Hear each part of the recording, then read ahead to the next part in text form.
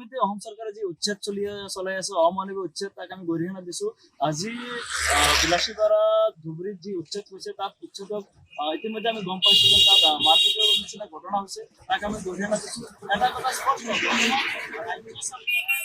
মুছলমানৰ ওপৰতে টাৰ্গেট কৰি আছে। আজি মুছলমান অধ্যুষিত অঞ্চলবিলাকত বেছিকৈ উচ্ছেদ কৰি আছে। তাৰ 2026 চনৰ যি নিৰ্বাচন, সেই নিৰ্বাচনৰ বৈতৰণি পাৰ কৰাৰ কাৰণে আজি হিমন্ত বিশ্ব শৰ্মাৰ নেতৃত্বত আজি এই উচ্ছেদ অভিযান চলি আছে। গতিকে আমি আহ্বান জনাইছো যে উচ্ছেদৰ পূৰ্বে এই মানুহখিনি যি অমানৱীয় উচ্ছেদ অসমত চলাই আছে তাক আমি গৰিহণা দিছো। আজি উচ্ছেদৰ নামত একমাত্ৰ মুছলমানসকলকহে হাৰাশাস্তি কৰা পৰিলক্ষিত হৈছে। আজি মুছলিম অধ্যুষিত অঞ্চলবিলাকক হিমন্ত বিশ্ব শৰ্মা চৰকাৰে আজি টাৰ্গেট কৰি লৈছে। গতিকে আমি এটা কথা পুনৰবাৰ কৈ আছো যে উচ্ছেদ কৰাৰ তাত আমাৰ আপত্তি নাই, কিন্তু উচ্ছেদ কৰাৰ পূৰ্বে এই মানুহখিনিক পুনৰুত্থাপনৰ ব্যৱস্থা কৰক, ভূমিপট্টা দিয়াৰ ব্যৱস্থা কৰক।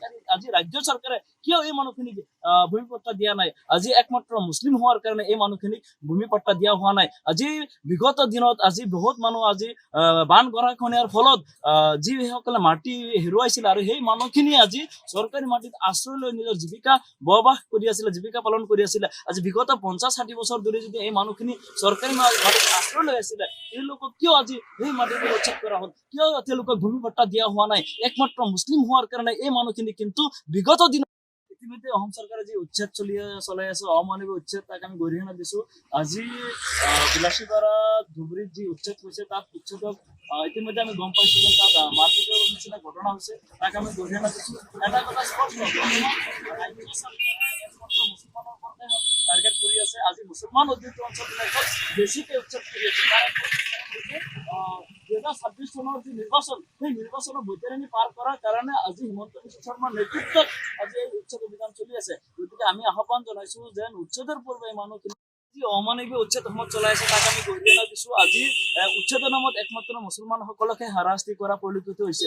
আজি মুছলিম অধ্যুষিত অঞ্চলবিলাকক হিমন্ত বিশ্ব শৰ্মা চৰকাৰে আজি টাৰ্গেট কৰি লৈছে। গতিকে আমি এটা কথা পুনৰবাৰ কৈ আছো যে উচ্ছেদ কৰাৰ তাত আমাৰ আপত্তি নাই, কিন্তু উচ্ছেদ কৰাৰ পূৰ্বে এই মানুহখিনিক পুনৰুত্থাপনৰ ব্যৱস্থা কৰক, ভূমিপট্টা দিয়াৰ ব্যৱস্থা কৰক।